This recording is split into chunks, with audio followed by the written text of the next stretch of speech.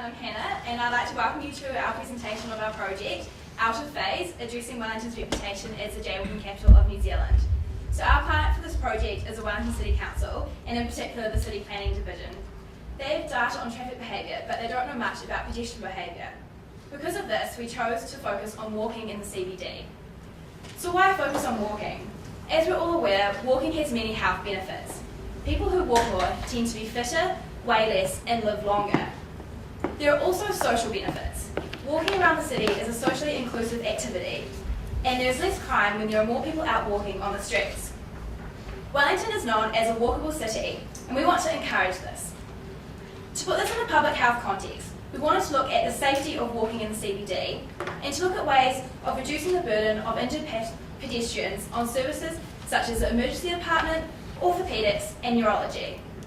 Pedestrians as a whole are a vulnerable group in terms of using intersections, as people in cars are highly unlikely to be injured when collisions do occur.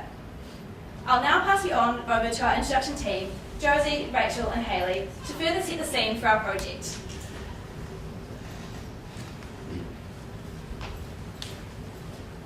Thank you, Hannah, and thank you everyone here for coming to hear us talk today. Our project looked at the behaviours of pedestrian jaywalking on Cuba Street. And for those of you who are unfamiliar with the term jaywalking, it comes from two words. Firstly, jay, which means a rookie or a novice person, and walk, which is a word we're all very used to.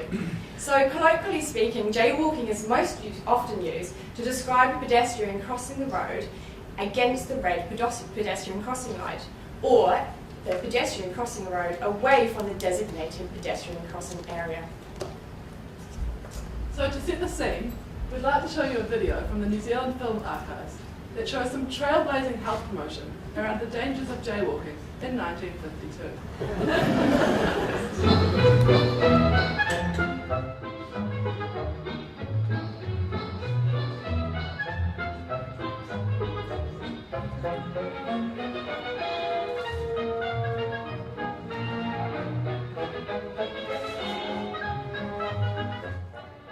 A pedestrian is one who goes places by setting one big bony foot before the other. This is the most universal way of locomotion. In fact, this sort of thing's been going on for thousands of years, thank goodness. Of course, all sorts of feet are being set down one in front of the other every day. Some of them do anything but walk. They jog along to work in the morning, just oozing onto the streets and the pavements.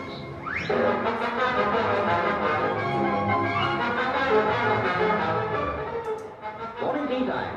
Out they rush, running, jumping, and skipping across the street. Others look neither to the left nor to the right. One-track minds just blundering stubbornly ahead. Others burst out of shops and stagger across the pavement. Well and truly late. Now. And believe it or not, they leap in front of moving cars.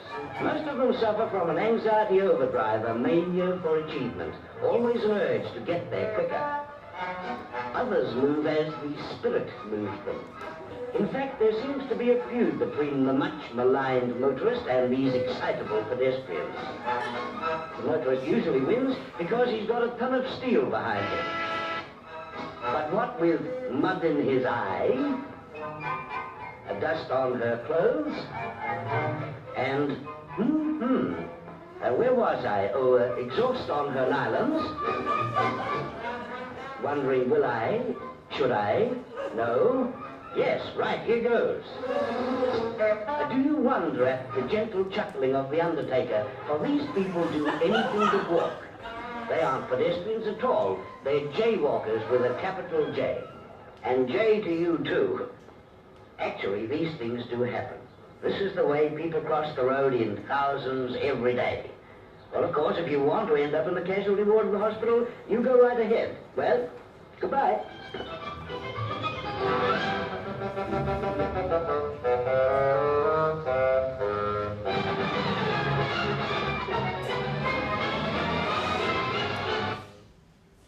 So, as you can see from the video, jaywalking has been a serious risk for pedestrians in New Zealand for quite some time now.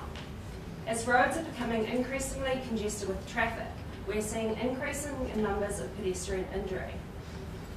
So what I'd like you all to do now is have a look at this notice.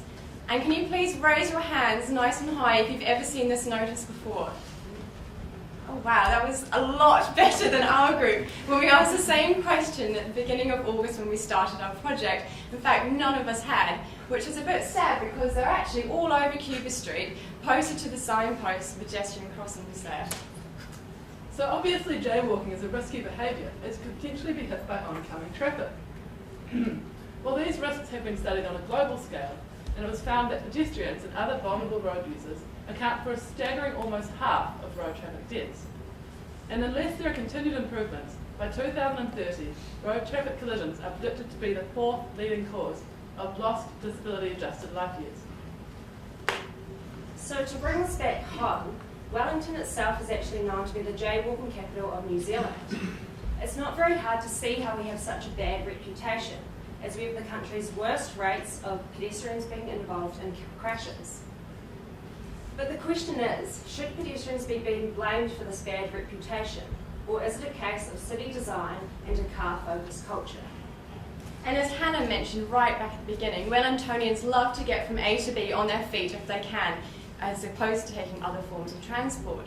And when we think about Wellington's busiest streets, they're very narrow, and perhaps it's this factor which makes a temptation to bolt across the road before the green pedestrian light seem like an acceptable risk to take.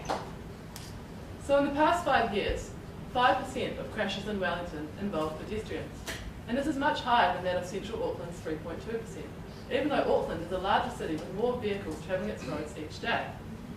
So perhaps this is because the roads in Auckland are wider with heavier and faster traffic flows. It makes pedestrians up in the super city more reluctant to jaywalk, and as a result, more willing to walk the extra distance to the nearest crossing and wait for the green man. So if we want to continue to have Wellingtonians enjoying getting about on their feet and enjoying the city, it's not unreasonable to ask that they should feel safe when they're out and about and not have to wait for unacceptably long periods of time at pedestrian crossings to get across the roads. But currently this is not the case, so why might people jaywalk? Well, that's a good question, Josie. I think that the main reason people jaywalk is to save time, especially when commuting to and from work. People need to weigh up the benefits of saving time versus the potential risk of injury or even the loss of life. Well, Hayley, recently in Australia, they did a study where they looked at 2 factors, which was crossing the road illegally by going against the red man and also crossing at an undesignated crossing point. And they found that there was an 8 times higher risk for these pedestrians of being involved by a crash. So effectively, jaywalking is 8 times riskier than crossing the road legally. So influencing this decision to jaywalk or not to jaywalk are a large number of factors that have been shown to affect pedestrian behaviour. These include poor intersection design, distractions such as cell phones, and demographic factors such as gender and age. Weather has also been shown to be a factor. People more likely to cross riskily in bad weather conditions. And when you've got a group of people waiting at the traffic lights to cross, they're less likely to jaywalk. This might be because they don't want to go out onto the road and be judged for their risk-taking behaviour, or perhaps there's a follow-the-leader type attitude where they're all waiting together for the same common signal to cross the road, the green flashing man. So for our study, we took a lot of inspiration from Jan Gehl, a Danish urban designer contracted by the Wellington City Council in 2004 to look at public spaces in Wellington City and how to improve the overall functionality and livability of the city.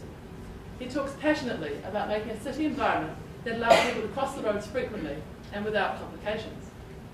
We decided to look at Cuba Street, which you all know is in the heart of Wellington City.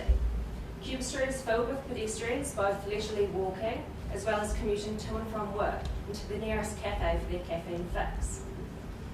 It is interesting to study as it intersects several of the city's main arterial roads, and the light phasing of all of these intersections are also all different and change depending on the time of day and weather. And Jan Gehl discovered that he found that on an average every day there were 25,000 vehicles travelling down Ghuznee Street.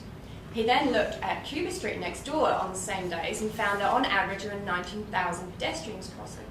So if we look at these numbers, 25,000 vehicles against 19,000 pedestrians, they're not too dissimilar. So in our study, we aim to explore this further and also toy with maybe potentially increasing the safety of pedestrian crossing. We wanted to look at the relationship between traffic phasing and pedestrian jaywalking rates by observing pedestrians' road crossing behaviour at different intersections at different times during the day. The three intersections on Cuba we looked at were Arthur Street, Vivian Street and ghuznee Street.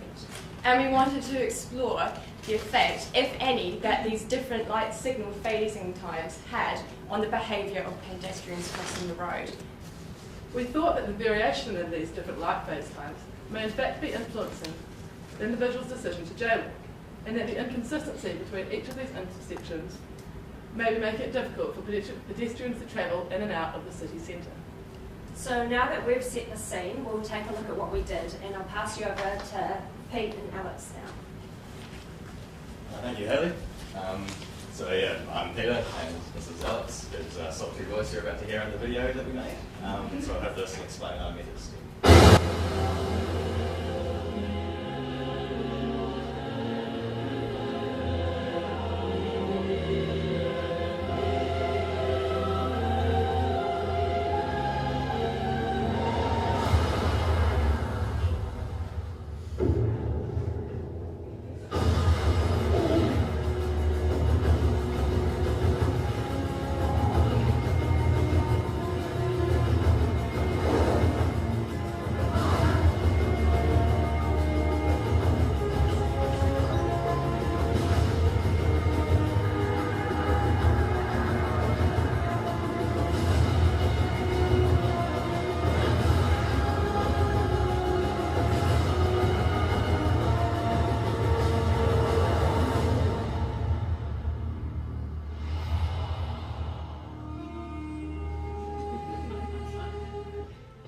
Cuba Street is home to a vast wealth of shops and bars. It is considered a cultural hub for Wellington City, and the street seems almost buzzing with activity. However, this may be due to its close proximity to a giant beehive. We see a similarity here between these bars and the watering holes of the great Serengeti Plains, where animals converge both to quench their thirsts and to find potential mates. Here we see the Wellington pedestrian in its natural habitat. Welcome to Cuba Street. A complex social hierarchy exists at these crucial crossroads, which governs the way pedestrians and vehicles interact. When the social etiquette is broken, the results can be rather dramatic. Observe how these pedestrians dice with death.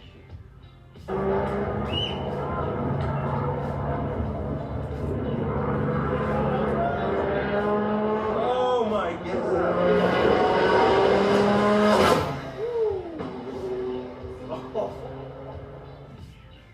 We began our research by first selecting three key intersections along Cuba: Arthur Street, Vivian Street, and Ghuznee Street.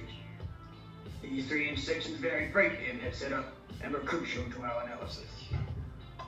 We observed two types of pedestrians: those who conform to social structures and those who do not. We labeled those who do not jaywalkers, as they do not wait patiently to cross on the green man, but instead cross at any other time. Our research saw some incredibly sophisticated counting techniques that involved us in twice daily observation for 5 separate days.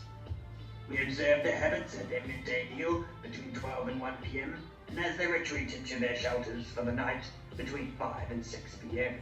During these times, we had 2 separate 15-minute intervals of data collection.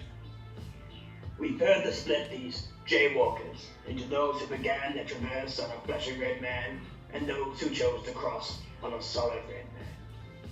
Let us examine some further footage of these majestic creatures as they gracefully maneuver these crossings. These crossings have been likened to the Nile River in flood. At any time, they can be very dangerous. Oh my goodness. Sometimes it's not the pedestrian's fault, and chance can overrule any kind of logic. The pedestrian seems phased, but quickly turns to retrieve his title. Here is a slow-mo replay for your enjoyment, and thank you for joining us on this journey.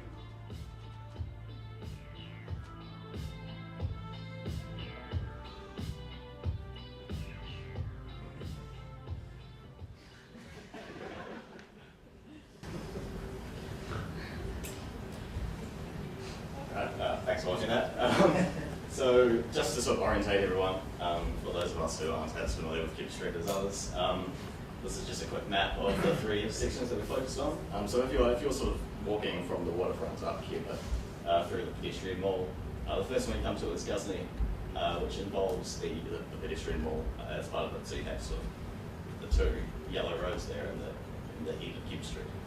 And then as you move up, you come to Vivian, and then you get to Arthur at the top, up near House Pizza. And so when we were recording data on Arthur Street, we had one person standing on that Martha's Pantry corner and one person standing opposite them, and then on Vivian and Ghuznee we had people standing on both. On all 4 corners. And I'll now pass off to the results team, which consists of Harriet, Hannah and Jess. Okay, so I'm going to start off results by talking about some of the things that we observed when we were standing on the corners collecting our data. So we didn't collect any quantitative data on demographics of pedestrians, but we did observe that most of the people crossing were either working age or university age students. Children and the elderly were groups that were underrepresented but not absent, and they are significant because they are part of vulnerable groups, which we also observed. So vulnerable people, we were thinking, were people who would be either at higher risk of being involved in an accident or at more risk of sustaining an injury from an accident. So we were thinking about people like children and the elderly, pregnant women and mums with young children. And so from that group we observed that they tended to have the same jaywalking behaviour as other people, which we found interesting considering their higher risk, but we don't have any data on that as such. It was just more an observation. We also looked at the kind of jaywalking that people do, and we found that people often jaywalk in groups. So if one person starts jaywalking, other people will follow, kind of in groups of about 3 or 4. And we also found that if people get impatient waiting for that green man to come, then they might walk up the road and cross somewhere else. And we weren't counting this in our study, but we did notice that it was occurring. And we also looked at traffic pileups, which is on this slide here. So what I mean by traffic build-ups is where the cars are kind of blocked from entering and leaving the intersection because there's too many of them. So even though they've got a green light, cars aren't crossing because there's no way for them to get out. So when this happens, we see a lot of jaywalking happening at that time. So people take the opportunity when the cars are stopped to walk across the road quite a lot. And this tended to happen a lot in the 5 to 6 period, particularly on Vivian Street and Ghuznee Street. Okay, so over the course of our data collection, which was carried out over 5 separate days, consisting of 4 quarter-hour blocks each day, we counted a staggering 26,000 pedestrians, and of these, 6,000 were classed as jaywalkers.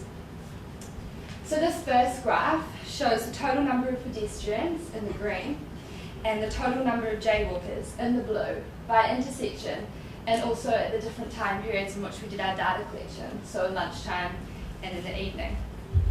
Looking at this graph, we can clearly see that Ghuznee Street, shown on the far right, has the highest volume of pedestrians, compared with Arthur Street, shown on the far left, which has the lowest volume of pedestrians. Now over to Jessica. Thank you. So what Harriet was talking about there was the total number of pedestrians and the total number of jaywalkers. This graph here is very similar. It's still got the total number of pedestrians, again in green, with the scale on the left there. But this time we've plotted it alongside the percentage of jaywalkers at each intersection. And that's shown in the blue bars with scale on the right-hand side. And when we plot it like this, you can see there is something of an inverse relationship there. As the numbers of pedestrians increase, the rates of jaywalking seem to decrease. Now, thinking along these lines, we also noted that the numbers of pedestrians were increasing in the evening period compared to the lunchtime period. And, consistent with the findings in this graph, the rates of jaywalking were also decreasing in the evening. And this was happening across all 3 intersections. However, as a general observation, we also noticed that vehicle traffic was also increased in the evening period. And this is likely to have some effect on the rates of jaywalking and needs to be explored further. I want to take a moment at this point to mention something slightly different as well, and that's to do with light phasing. So the amount of time that pedestrian crossing lights spend in the green man, and the flashing red man, and the solid red man. And we looked at whether the amount of time a crossing spends in the green man affects the rates of jaywalking at that intersection. And unfortunately, our results didn't actually show any correlation there. The amount of time spent at the green man did not affect the rates of jaywalking there. Our initial hypothesis going into the study was that intersections that spent less time with the green man, i.e. intersections that were less pedestrian focused, would show higher rates of jaywalking, but that proved to not be the case. So next we actually decided to look at pedestrian behaviour and accident data at each of these intersections. So that's this graph here, and in the green you can see the total number of pedestrians at each intersection that we observed over the entire 5 days that we collected data. So that's in the green with the scale on the left, and the red bars show the number of accidents that happened at each intersection between 2003 and 2012, and that scale is on the right, and unsurprisingly there is a positive correlation between these two things. The more pedestrians that are using the intersection, the more accidents that are happening at that intersection. As you can see, Ghuznee Street by far had the largest number of pedestrians crossing, just over 14,000 over the 5 days that we collected data. In comparison, Vivian Street only had just over 7,000 and Arthur Street only 3,000. Ghuznee Street also had the highest number of accidents during that time period. And more detailed data from the New Zealand Transport Agency tells us that out of those 13 accidents, 8 of them resulted in minor injury to pedestrians, and 2 of them actually resulted in severe injury to pedestrians. In comparison, the 5 accidents at Vivian Street only had 1 severe accident. And so we can begin to see that Ghuznee Street is looking to be pretty dangerous, and this may be related to the high volume of pedestrian traffic that's going through there. Just going back to Harriet now to talk about some more accident claims. So this graph shows a comparison between the percentage of jaywalkers, shown in the blue, and then at each of the 3 intersections, and the number of accidents, shown in red, between 2003 and 2012. Looking at Ghuznee Street on the far right, it has the highest number of accidents, but also the lowest percentage of jaywalkers at 18%, compared with 50 and 40% at Arthur and Vivian Street.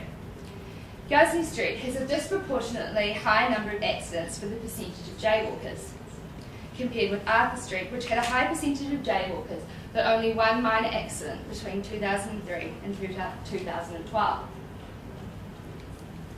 This second graph is similar to the one previously shown, but instead of showing the percentage of jaywalkers, it shows the total number of jaywalkers at each intersection. Again, this is shown in blue. Visualising the data this way, in total numbers rather than percentages, shows that Ghuznee has a high number of jaywalkers than Arthur Street, despite having a lower percentage of jaywalkers as a fraction of total pedestrians. This reflects the massive volume of pedestrians crossing at the Ghuznee Street crossing, which, as mentioned before, has a positive correlation with accidents. So that's the breakdown of our data, and we'll now pass over to the discussion team to discuss what it all means. So Jess, Dylan, Gaj and James.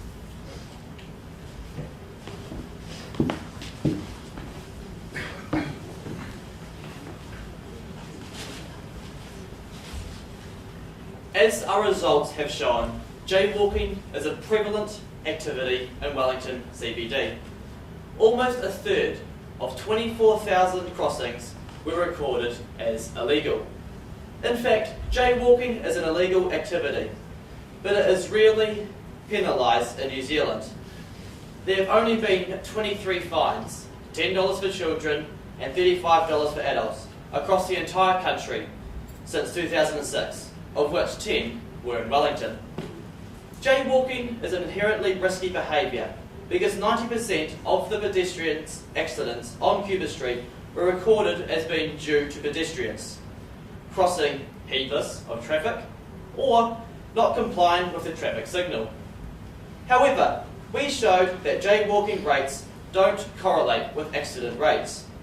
At Ghuznee, the accident rates were very high, even though jaywalking rates were very low. So, at Ghuznee, jaywalking is somehow more dangerous than the other two intersections. There must be something about Ghuznee Street intersection that makes it more dangerous. We tried to figure out why this was. There was no relationship between the pedestrian signal phasing and jaywalking, so danger probably isn't due to the pedestrian light phasing. Instead, we think it must be due to traffic volume going through the intersections, or due to characteristics of the intersections themselves. Unfortunately, we couldn't get data about traffic flow across these intersections, so we can't comment on this aspect, although we would expect that the high traffic flow would have a strong relationship with accidents. Fortunately, we were able to use our observations to think of reasons why the Ghuznee Street intersection itself is dangerous for pedestrians, which Garjan will tell you about. Thanks, Lauren, and thank you so much for coming. So if you have a look at the map of Ghuznee Street up there, the first thing you'll notice is that Ghuznee Street, unlike Vivian and Arthur Street, which are one-way streets, has traffic coming from two directions. So a pedestrian attempting to jaywalk across Ghuznee Street has to look at cars coming from two directions, which is a 100% increase in the number of directions that they have. To make matters worse, each lane may be travelling at completely different speeds, so that's another factor which they need to take into account. We think that this may present an increased risk of pedestrians making errors at these intersections and lead to an increase in accident rates. The second thing you'll notice is the presence of Cuba Mall attached to Ghuznee Street, so feeding into the intersection. Pedestrians happily frolicking along Cuba Mall may not be conscious of the imminent danger ahead of them at Ghuznee Street, because the curb leading from the pavement to the road is so small. The visibility would get even worse at night, with pedestrians perceiving the road ahead of them as merely an extension of their own footpath. What we're trying to suggest is that there may be a higher proportion of pedestrians crossing at Ghuznee Street who are simply unaware that they're leaving their safe pedestrian zones and walking out in front of a car without even looking. Assuming that other intersections have a high proportion of jaywalkers that are actually looking for cars and making poor gap selections and have more time to react, we think that this may lead to the increase in accidents at Ghuznee Street. Also note that with the presence of Cuba Mall there, you have an increased area available for pedestrians to cross the road because they can line up all across that curb. So from a driver's perspective, while you're driving through that intersection, there's a large section from which pedestrians can enter the road from, and it makes it harder for you to anticipate and then avoid accidents. One final minor note that we wanted to make was the possibility of Cuba Mall acting as a visual distraction for drivers. We're not sure how likely this is because it's not exactly snake charmers and sword swallowers that are entertaining the streets of Cuba. It's more like a guy with a guitar. We'll pass on to James, who's going to talk to you about limitations and strengths. Cheers, guys. Okay, so most of our limitations in the study were a consequence of both time and resource constraints.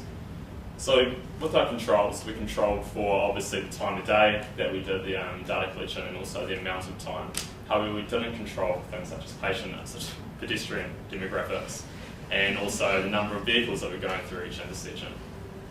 Therefore, it's unclear how much traffic light phasing alone contributed to change in pedestrian behaviour that we saw. So reliability. Although we did perform reliability testing before we began our data collection, which proved to be quite accurate, we did a statistical analysis on our results, and the alpha value came back as 0.19. Now, statisticians generally disregard any alpha value below 0.16, as more or less I will ignore that. But we believe that had we performed more reliability testing to put this into our equations, that our results would have come back a bit better.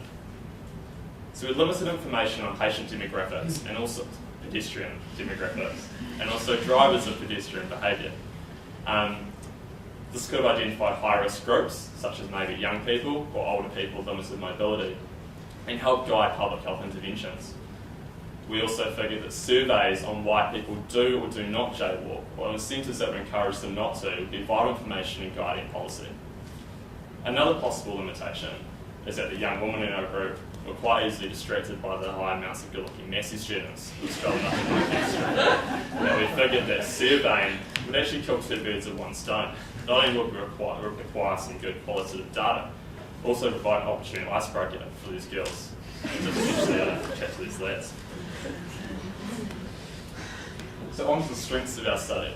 Obviously it was very simple, it was cheap, and also we collected first-hand data. We didn't acquire data from other studies and then analyse it how we saw fit. We recorded 3 intersections simultaneously, so we controlled for variables such as weather and vehicle conditions. We assumed that across the 3 intersections at each kind of 1 hour period, the traffic conditions would be more or less the same.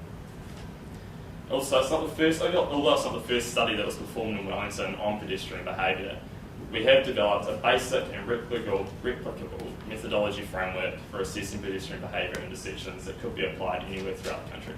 So now pass on to Jess to talk about interventions. Thanks, James. So we know that jaywalking is a prevalent and dangerous activity, and as Dylan mentioned, the only intervention at the moment is a fine for pedestrians caught by a law enforcer jaywalking. Now, hands up who actually was aware of this law. Okay, that's quite good actually, about 5 or 6 of you. I don't think anyone in our group actually knew about it before we did this study, and it doesn't really have any effect on pedestrians whatsoever. So we feel that there is a need for new interventions. Now we could increase this fine, or we could increase the number of cops in the CBD, so we could create more fines. However, we feel that this creates a kind of blame game between pedestrians and motorists, and that's not really what we want to, the kind of idea we want to go by. After all, this is a public health exercise, and we want to encourage walking, and we feel that if we start fining people for walking, not jaywalking, but walking, this is going to encourage, well, disencourage good behaviours. So we feel that maybe we have to look for interventions elsewhere. So we thought, okay, well, how about some social and psychological interventions? Advertising has been really good for areas such as drink driving and speeding, and how about jaywalking? We could create a media campaign about the dangers of it. And this would also be a really good opportunity to get Maori involved as well in health promotion. Now, Maori aren't disadvantaged in terms of jaywalking, at least not that we know of for our study. However, we feel that it's important to get Maori involved in all aspects of health promotion. So using the Tuha NZ framework, which is an adaptation of the Treaty of Waitangi, which is used for health promotion, we could get Maori involved in promoting pedestrian safety through advertisements in te reo, or getting Maori elders to talk to their communities about pedestrian safety. We came up with a lot of environmental interventions. So thinking of Cuba Mall, which has been shown in our study to be a bit of a problem area, causing there are a lot of accidents around Ghuznee Street, and we kind of think that maybe Cuba Mall's to blame for this. Now, there are demarcations at the moment in Cuba Street with the change in the curb level and Cuba Mall being in brick and the road being in asphalt. However, given the number of accidents that occur in Ghuznee Street, we probably think this isn't enough. So a possible intervention could be some more physical demarcations, such as the use of railings, park benches, plant boxes, or even increasing the curb height, just to actually make people aware they are entering a road zone and leaving a pedestrian-friendly zone. Another slightly more radical idea would be rerouting the CBD. Now, we understand that this is quite out there. At the moment, the arterial traffic routes go directly through the CBD, and we propose that it might be a good idea to change the arterial routes to going around the CBD as opposed to through it. Because we all know that high speed and high volume traffic and a lot of pedestrians aren't a good combination. And since we want to promote walking, it may be a good idea to favour pedestrians in the CBD as opposed to cars.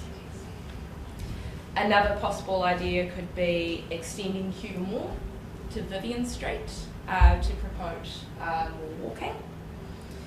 And also the idea of getting cars moved in compact groups. So you have wide spaces where there are no cars, which will provide opportunities for pedestrians to cross the road safely. Now, in terms of our future studies, the introduction team did talk a bit about why people jaywalk. However, we don't have any solid evidence that we know of so far about why people jaywalk in the Wellington CBD, in particular Cuba Street. So this might be a good idea for some future research. We also think that a study looking at temporal versus spatial jaywalking might be a good idea. Our study only looked at temporal jaywalking, which is jaywalking in an illegal space of time, not an illegal location. So say, for example, someone were to walk up the road 20 metres from the intersection and cross there, that would be an example of spatial jaywalking. We don't know how many accidents that we reported are due to spatial jaywalking as opposed to temporal, so this might be a good idea to study in the future. There is also a shared space at the bottom of Cuba Street. I don't know how many of you are aware of this.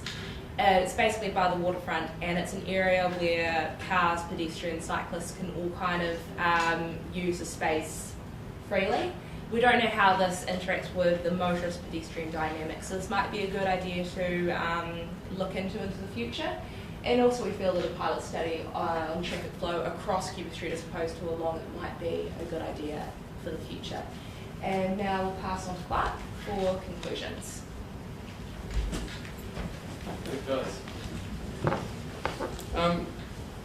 So we wanted to address Wellington's reputation as the jaywalking capital of New Zealand. We focused on Cuba Street because Cuba Street's a unique street. There's thousands of people walking up and down the street every day, and there's also a huge volume of traffic going across its intersections. We looked at 3 major Cuba Street intersections.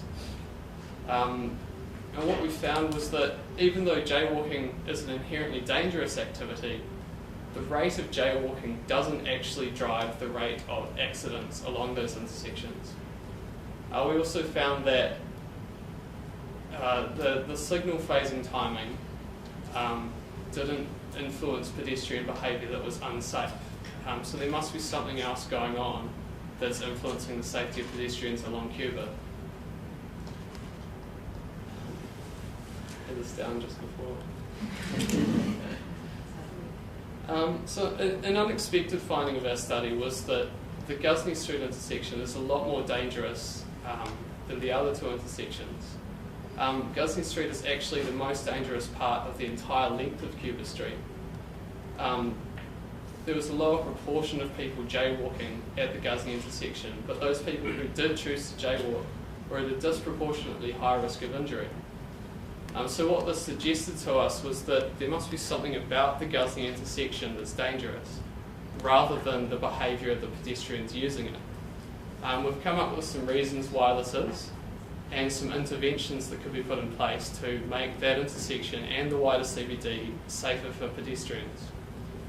We hope that if these interventions were put in place, this would reduce the burden of pedestrian injury on our health system, and it would also make the experience of people walking around our city a lot more enjoyable. So thank you all for coming. We'd like to thank Professor Howden Chapman and her team for their support, and the Wellington City Council for the opportunity to do this study. I'd also like to thank my team of researchers for all their hard work, so please join with me in giving them a round of applause.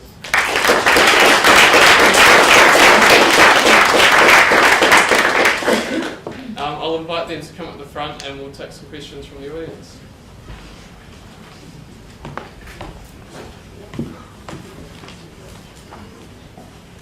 Richard? Thanks guys, I actually really enjoyed that. Just thinking about the Ghuznee Street intersection, and you've come up with the ideas why there's greater accidents there. I know Ghuznee Street used to be one-way southbound, and went to two-way. Does anyone know when that occurred, and if that occurred in your area of injuries and accidents? Yep, so that occurred, they started in 2005, finished around mid-2007. and our accident data was from 03 to 2012. But we actually found that out a couple of days ago. We went back and looked at the accidents, and they're all from 07 onwards. Right. And even if we disregard sort of 07, 08, it still shows that Ghuznee Street is more dangerous. And all of the accidents since 2010 have been at Ghuznee Street. There's been no accidents anywhere else. So it still kind of points to that intersection being more dangerous.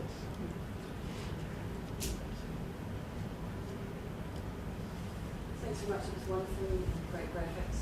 I love your teamwork. So you're going to make that change in the report, or if you do write a paper about it, because that was bothering me. Yeah. Because Caro Street's the same, you know, the Arthur Street is the same. Can you just repeat the question, because we are not going to be able to pick up otherwise. I just congratulated them on their work. I haven't asked a question yet. There's so much to thank them for.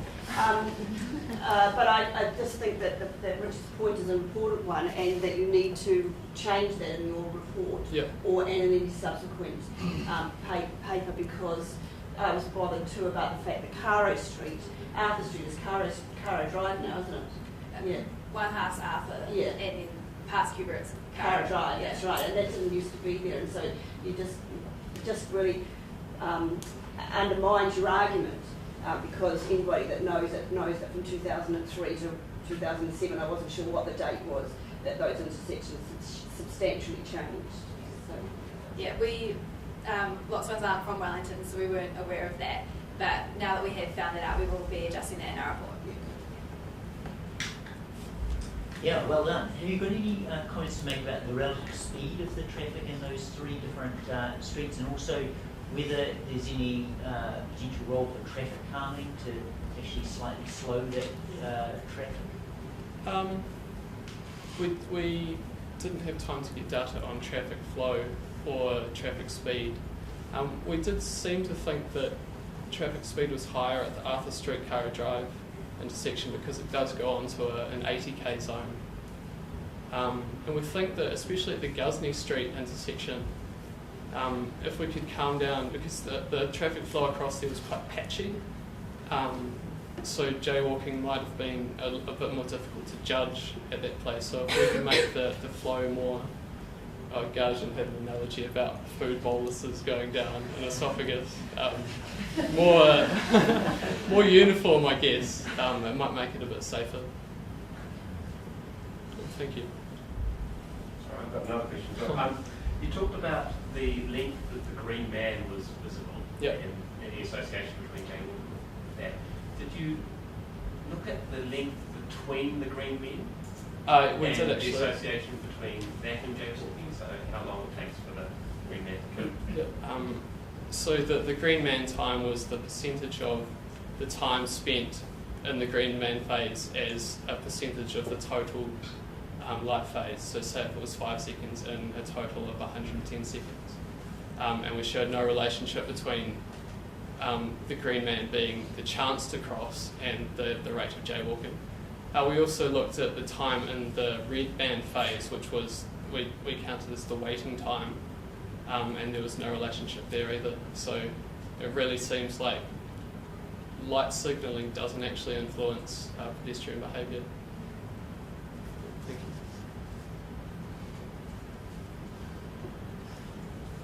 Another question. So, did you observe many people using smartphones and things while they were jaywalking? So, that in other words, they were jaywalking and not really paying that much attention. Because I mean, this is I think this is a concern internationally about the level of distraction that is happening for pedestrians. Well, everyone's sort of nodding. Yeah. So it's actually a general consensus that we did notice that was occurring. We didn't really have the resources to look into that, but that is definitely something that more research could be done on. You quite often see sort of groups of people as well, sort of talking amongst themselves, and sort of, you'll see sort of the first person will go, and they won't necessarily have looked at that well. Anyone else will just sort of go with them. So, sort of group distraction. You first, then I'm surprised that jaywalking is only 8 times riskier than crossing legally. That doesn't seem to give a really great incentive to avoid jaywalking. So in your accident statistics, did that include people being crossing regularly? Yep, it did. I think we only had the Cuba Street data. Yeah, so we just got data on Cuba Street and in particular the 3 intersections that we looked at, and I think there was about 19 accidents involving pedestrians in total in the time period we had it for, and I can't quite remember the exact number, but it was sort of 17 or 18. Most of those were due to pedestrians crossing heedless of traffic or not complying with the traffic signals. So all the injuries that did occur were due to people that were jaywalking. But it's hard, it's hard to say from our data what the actual increased risk was from that. So where did the 8 times figure come from? That was another study, wasn't it? Yeah, this is the Australian one. Yeah. Thank you. Some of the major intersections in Auckland use countdown timers, besides the light stuff. Do you think that your study justifies not looking at the signals anymore and looking at other factors, or maybe look to modify the signals? Yeah, so even though we didn't find a correlation between the signals and the incidence of jaywalking and accidents, we still think that it would be beneficial to give people more time to cross the road, and that countdown timer thing is something that we have got in our report as well. It's been quite a good method of doing that because it gets rid of the flashing red man and it just has the countdown signal. That way pedestrians as well as cars know exactly how much time that they have left to cross, because we sort of observed that pedestrians will still cross on the flashing red man, but the cars will sort of come up and they think it's their turn to go, and that's not really how it works. So using countdown timers would give both pedestrians and vehicles a really, they'll know exactly how much time is left for them to cross. It also benefits the at-risk groups, the vulnerable people who take longer to cross the road, and it gives them an idea of how much time is left. So say it's 3 seconds, we might just run across, but someone who's elderly or has a pram, they might decide not to because they won't have time to get across. So we do think that that is still a good option to go with. I appreciate anything more on that. Thanks. Very nice presentation, and I like the light-hearted aspects. It's very nice. Can I ask what was the source of your data on accidents? So that was from the New Zealand Transport Agency, and we just caught up. The crash analysis team specifically. Okay, so you went to them and said, could we have the data for these different areas? So we have the excellence from the entire length of Cuba Street from 03 to 2012. Hi, thanks guys, that was really nice. I was just interested in your environmental interventions that you recommended for the Ghuznee Street intersection. I've read Gangal's report and he said one of his recommendations was actually to remove barricades for pedestrians so that they could freely cross.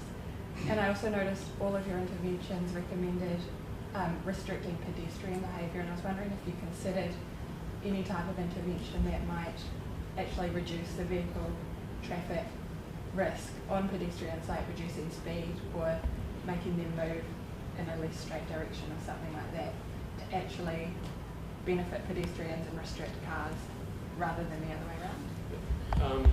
So there were 2 questions there. One was on the barriers to pedestrian flow, and the second one was about changing traffic behaviour. With the barriers, there's evidence that shows putting barriers in place along roads so that pedestrians have to go along and cross somewhere safe actually leads to them crossing at the unsafe part where the barrier starts because they can't be bothered walking the whole way along. But visual aids like changing the colour of the footpath and things like that can give a sort of subconscious effect where people are funneled to the places that are safe to cross without actually putting barriers in place. And our idea was to have not a barrier to stop people crossing, but more of a barrier to show people that they're getting to the end of a pedestrian safe zone and into a zone that's potentially a little bit less safe for pedestrians. So putting a barrier along Cuba Street so that they can still go out and cross the same as they're doing anyway. I'll just say something on that. So we definitely know about how barriers don't actually work when they go along the street.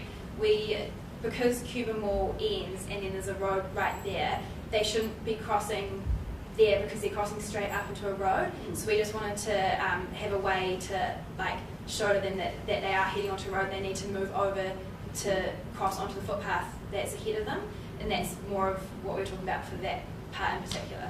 Yeah. And what about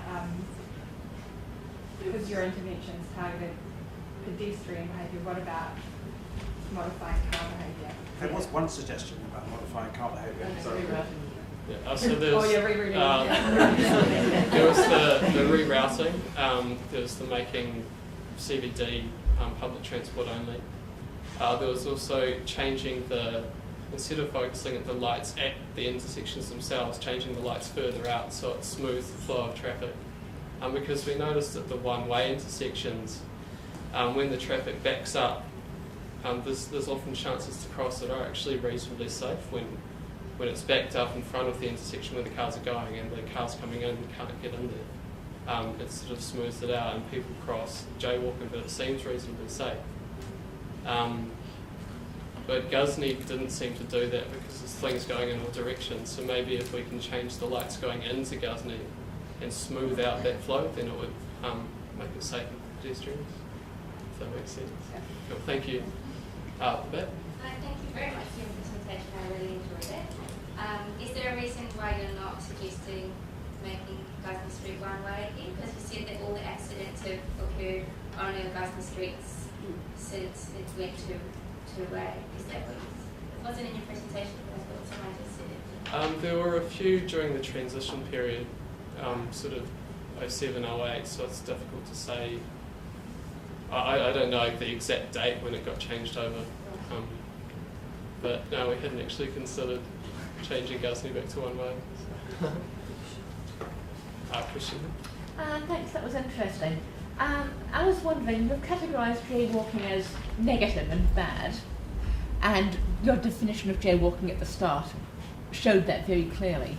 But did you consider that jaywalking is what pedestrians do when they feel safe, and as shown by the intersections which had the highest number of accidents, had the lowest number of proportion of jaywalkers, and therefore making intersections places where pedestrians, designing them to be jaywalked on. If people, making a pedestrian focused, places where people feel safe to jaywalk as places where it's safe to be a person, not a car. Yeah. That was, thanks for that. We did try and focus on the fact that jaywalking sort of should be allowed, and we should try and make it safer, essentially, to jaywalk. Don't know where I was going with this. You do, yeah, you make a good point, and we sort of tried to say at the end that we did want to focus more on making the CBD more pedestrian friendly and pedestrian safe, to make it pedestrian focused. But We weren't thinking in that way at the beginning, and our aims were different at the beginning compared to after we found our results as well, and then our shift focus more there. I'm wondering if actually jaywalking is pretty safe, and maybe it's drunk jaywalking. So, I mean, when you look at that baseline data on accidents, I mean, if you look at the time the accident occurred, or the day of the week, those things may give you an idea if a lot of the jaywalking problem is alcohol-related. Yeah. In terms of the we did have that data, and most of them were during the day and during weekdays. So, did we have data on there alcohol? wasn't, none of the accidents that we were given from the NZTA were due to alcohol. So they specifically see. They specifically say the cause is due to these reasons, of which none of them were due to alcohol. But do they actually test injured pedestrians? I'm not sure about that. Yeah. Yeah, but they did seem my to- observation is late on Friday night, Yeah. people are just sometimes dashing madly and they look pretty drunk. We saw a lot of mad dashing during the day as well. So we don't know how they collect their data, and that they may have crossed against the lights because poor judgment due to alcohol, which maybe they haven't taken into account. So yeah. Did any of your literature that you were looking at, did you find anything about time of waiting to jaywalking? So do people come straight up to the footpath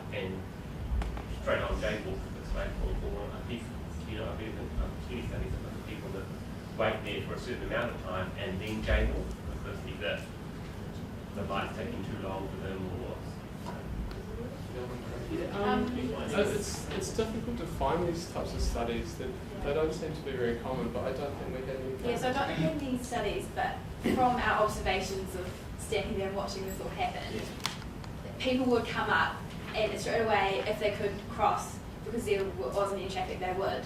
And then if they couldn't, they would sort of stop. And usually they were in groups and just talking, and then once they could, they would go. So you could definitely see though that some of them were very impatient. They were very annoyed that they couldn't cross. So. In London, so you see people wanting to cross. Yeah, you see people sort of like it's quite hard to get that opportunity to get. Yeah, in London they did a study about they put out quite a considerable amount of railings to prevent pedestrians going onto the roads. And when they did a big research on it in 2003, they discovered that people who were going to jaywalk, who were stopped by the railing, would go up to the nearest possible point and jaywalk as soon as possible. So even though they'd got them to a safe location where there are lights available, and even if the lights are really good at changing the end road quickly, they just save it up and boom. So it didn't make any difference. So, this is a really stupid question, but what your data, I didn't feel that I was particularly putting myself at risk being a jaywalker as a frequent jaywalker, particularly at those intersections. But there's so many people, and actually I thought that the number of accidents over that period of time was not that many. So I thought if I'm one of those 20,000 people or whatever, the chance of me actually being involved in an accident is quite small. Is that the wrong message to take out of this? No, I think that's probably quite a good message. There wasn't a huge amount of actual injuries occurring. I think the main thing is just that at Ghuznee Street, if you do choose to jaywalk, you are at a higher risk than at other two intersections of being injured. So maybe just at Ghuznee Street pay a little bit more attention to that when you do cross, it is safe. So, real question. Jess, you mentioned a little bit about the illegality of jaywalking and the fines involved. Do you feel, is there any evidence you guys saw that the fine has any correlation with the amount of people jaywalk? I don't think most people even know about the fine, and it would just be a nightmare to police. So, I don't know if there's any correlation between them. Yeah, I think it's pretty poorly forced. Like just the other day, I saw a cop car and jaywalked right in front of it. After doing the study too, so. Sorry, Philippa, did you have a question? Here, and I'll go after that. Okay. Oh, I was just going to say that I did do, sorry, I'm a historian, I did some research on the petty sessions in Sussex at a point where, in the Edwardian period, when they were still finding cyclists all the time. And there's like 50 to 100 cycling offences coming through the petty sessions for things like not having a light or whatever. And I think that you need more comparison to see whether the fines have effect. And I think you need more data to see whether actually things would be like that, because it might have a deterrent effect. Yeah. I mean, whether that's actually desirable given that you don't think the accident rate is very high, I don't know. But I think there was some studies that we had in our report that showed that in general when police are around enforcing fines, I don't know if it was particularly for this, that people do comply, but as soon as the police aren't there, they just go back to their normal behaviour. So yeah, that kind of shows it doesn't really work. Or shows that that's what they put in place there. Well, they need to be all the time, yeah. Would it be possible for the council traffic wardens to, for a bylaw to be put in place to have them police? Well, doesn't that counteract the idea that we don't want to punish jaywalkers? Yeah. I think we're talking about the idea we don't want to punish jaywalkers. Yeah. I just told the students I live in Toronto, and you don't jaywalk in Toronto. They enforce the law and people just don't do it. And when I first got there with my New Zealand behaviour, my colleagues quickly knocked me into line. So I don't know. So they don't do it because of the fines or because of just the culture there? But often the fines can create a culture, so that then which maybe behaviour change shift, which could then be sustained, and you might not need to police it forever. It does seem that Wellington City has a particularly unique problem. And we do see, of course, those lovely traffic wardens with these fines all the time. So, you know, that would just be another good use of council money, potentially. Well, thank you. I'll go Philippa first. No, I just wanted to finish, so let Kate. Okay. I thought what Kate and Louise said, and they're both coming from very different perspectives. Kate was saying, bugger, I'm going to keep jaywalking. Louise says, I'm going to put wardens in there and stop you jaywalking. There's one way, in public health we often tell people to do stuff and it may not actually be the best use of our time, their time, community resources. There are other bigger problems out there like salt in the diet, for example. With your data you've got, with the number of pedestrians you counted jaywalking, you could scale that up and work out the number per year. You could look at the number of deaths in the year at those intersections, estimated, might be point something, whatever it is. Use the LTSA value on a human life. Know how long people are gaining, how much time people are gaining. Are they gaining 30 seconds? So, I'm sorry I don't know your name, but talking about the stuff in the UK and people just wanted to cross anyway, how much time do they gain? Do they gain 30 seconds, 10 seconds? And you'll be able to work out basically what value people are ascribing to that and compare it to the value of the cost of life. And actually sort of make some economic analysis of whether it is a sensible decision that individual pedestrians are making or not. That's Kate's point of view. On Louise's point of view, you might want to then cost up what it is costs to put those wardens in place and see whether it's an economic use of societal resources. Because this is a relatively small fry problem, but it'll be interesting to work some of that math through. It's not hard to do. You might want to include it in your final report. Cool, thank you. Well, I'd like to congratulate you, if I can have the last word, or you can have the last word. I think from a group who come from very disparate backgrounds and very disparate interests, you've drawn on all your strengths in a really interesting way and put in a lot of extra hours to really get it to a very good presentation, I think. You had to, there was originally going to be some measurement on the weekend, and the earthquake came in the middle of that, so that's the reason there wasn't a weekend. But I think you did the observations very seriously and very methodically and grappled with how to actually analyse them and what conclusions to draw. In relation to what the solution should be to this issue, I think if you were going to take it further in a recommendation, you'd want to balance actually what are the benefits from walking with the risks actually of being hit by a car or having a near miss by a car. So I'm not sure that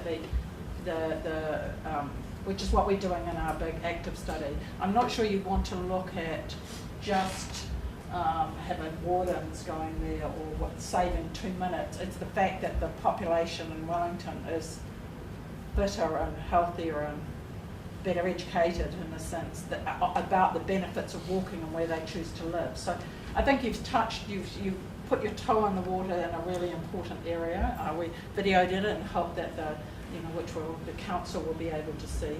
And I think that you've shown that actually standing on the street and doing observations in a reliable way gives some important data to not give obvious conclusions. It's sort of counterintuitive a bit for those of us who didn't have Michael's knowledge about transport and so forth. So I think you've done a really good bit of empirical work. You've come together as a team, and I'll pass over to you both for the last word. But I think you've listened and learned very well. Sure. Thanks, Philippa. I don't really have the last word, but thanks for again for coming. I think there's some lunch out there for you. So another round of applause for the team.